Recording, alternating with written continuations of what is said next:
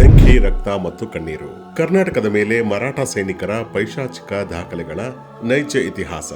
ನಮಸ್ಕಾರ ಸ್ನೇಹಿತರೆ, ಇವತ್ತು ನಾವು ಇತಿಹಾಸದ ಒಂದು ಕರಾಳ ಆದರೆ ಅತ್ಯಂತ ನೈಜವಾದ ಅಧ್ಯಾಯವನ್ನು ತೆರೆಯಲಿದ್ದೇವೆ.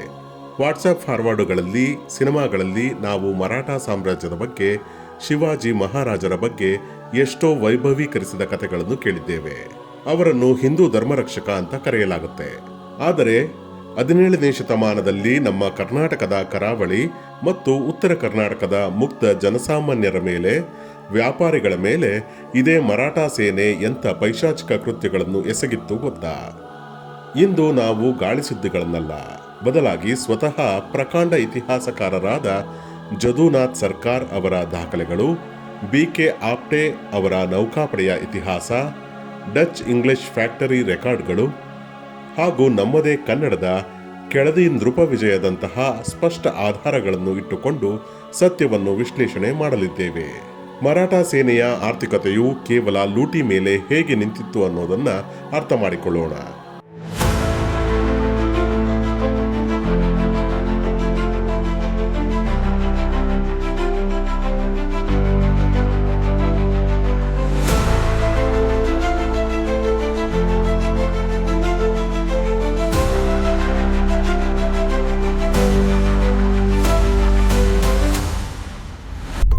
ಹುಬ್ಬಳ್ಳಿಯ ಹತ್ಯಾಕಾಂಡ ಮತ್ತು ಆರ್ಥಿಕ ವಿನಾಶ. ಮೊದಲಿಗೆ ನಾವು ಹುಬ್ಬಳ್ಳಿಯ ಕಡೆ ಹೋಗೋಣ. 17ನೇ ಶತಮಾನದಲ್ಲಿ ಹುಬ್ಬಳ್ಳಿ ಒಂದು ಬೃಹತ್ ಅಂತಾರಾಷ್ಟ್ರೀಯ ವ್ಯಾಪಾರ ಕೇಂದ್ರವಾಗಿತ್ತು.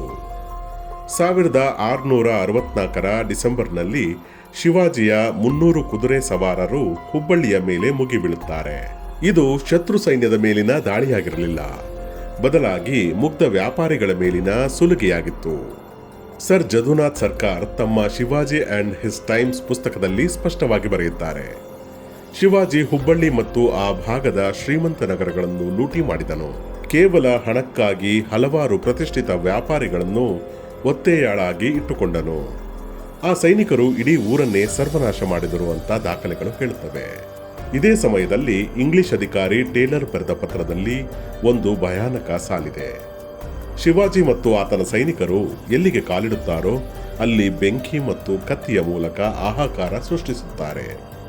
ಅಂದರೆ ಜೀವಂತ ಊರುಗಳಿಗೆ ಬೆಂಕಿ ಹಚ್ಚುವುದು ಇವರ ಸಾಮಾನ್ಯ ತಂತ್ರವಾಗಿತ್ತು. ಮತ್ತೆ 1673ರಲ್ಲಿ ಹುಬ್ಬಳ್ಳಿಯ ಮೇಲೆ 2ನೇ ಭೀಕರ ದಾಳಿಯಾಯಿತು. ಇಂಗ್ಲಿಷ್ ಫ್ಯಾಕ್ಟರಿ ದಾಖಲೆಗಳ ಪ್ರಕಾರ ಇಡೀ ನಾಡನ್ನು ಸ್ಮಶಾನವನ್ನಾಗಿ ಮಾಡಲಾಯಿತು ಹಾಗೂ ತಾವು ಹೊತ್ತೊಯ್ಯಲಾಗದ ಪ್ರತಿಯೊಂದು ವಸ್ತುವನ್ನು ನಾಶಪಡಿಸಲಾಯಿತು.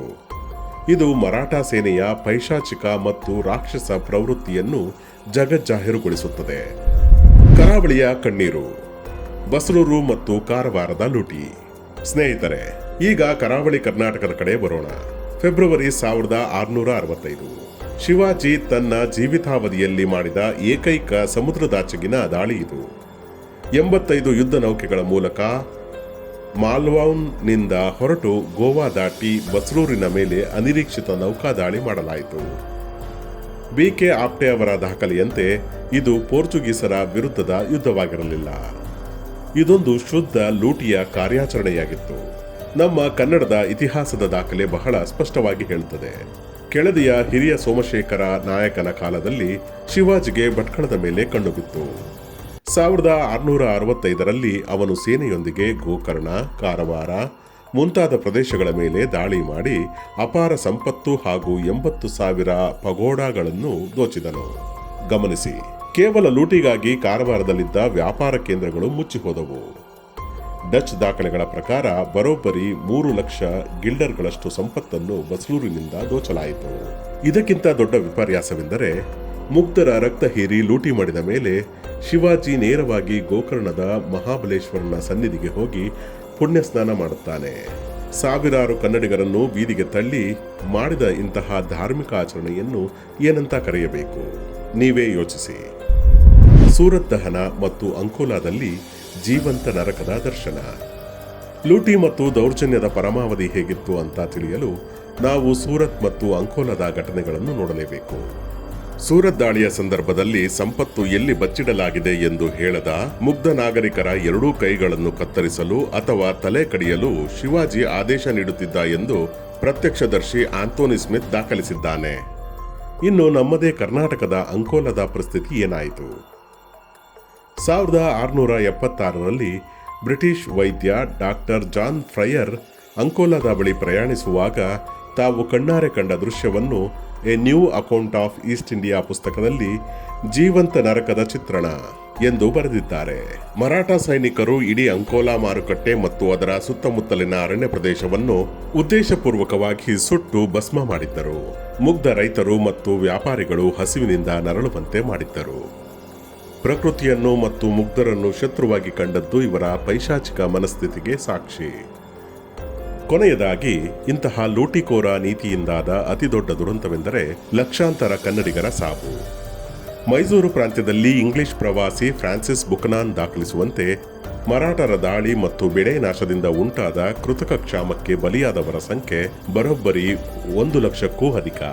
ಚಾಮರಾಜನಗರದ ಸತ್ತೇಗಾಲ ಎಂಬ ಒಂದೇ ಹಳ್ಳಿಯಲ್ಲಿ ಪೇಶ್ವೆಗಳ ದಾಳಿಯ ನಂತರ 400 ಕನ್ನಡಿಗ ಕುಟುಂಬಗಳು ಅನ್ನವಿಲ್ಲದೆ ಹಸಿವಿನಿಂದ ಸತ್ತವು. ಇಂದು ವಾಟ್ಸಪ್ ಭಕ್ತರು ಟಿಪ್ಪು ಸುಲ್ತಾನ ಅಷ್ಟು ಜನರನ್ನು ಕೊಂದ, ಇಷ್ಟು ಜನರನ್ನು ಕೊಂದ ಎಂದು ರೀಲ್ ಸುತ್ತುತ್ತಾ ತಿರುಗುತ್ತಿದ್ದಾರೆ. ಅವರಿಗೆ ಶಿವಾಜಿ ಮತ್ತು ಆತನ ಸೈನಿಕರು ಮಾಡಿದ ಇಂಥ ಅನಾಹುತಗಳ ಮಾಹಿತಿಯೇ ಇಲ್ಲ. ಕನ್ನಡಕ್ಕೆ, ಕನ್ನಡ ನಾಡಿಗೆ ಅಪಾರವಾದ ಕೊಡುಗೆಯನ್ನು ಕೊಟ್ಟ ಟಿಪ್ಪು ಇಂದು ದೇಶದ್ರೋಹಿ.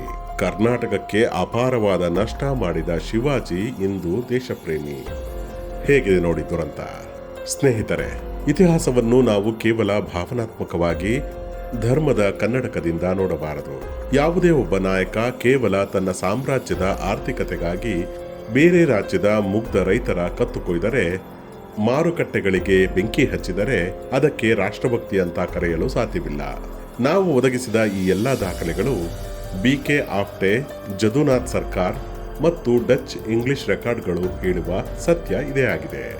ನಮ್ಮ ನಾಡಿನ ಇತಿಹಾಸವನ್ನು ನಾವು ಸತ್ಯದ ಅಡಿಪಾಯದ ಮೇಲೆ ಕಟ್ಟಬೇಕಿದೆ. ಈ ವಿಡಿಯೋದಲ್ಲಿರುವ ಮಾಹಿತಿಯನ್ನು ನೀವು ಕೂಡ ಆಧಾರಗಳ ಮೂಲಕ ಪರಿಶೀಲಿಸಿ.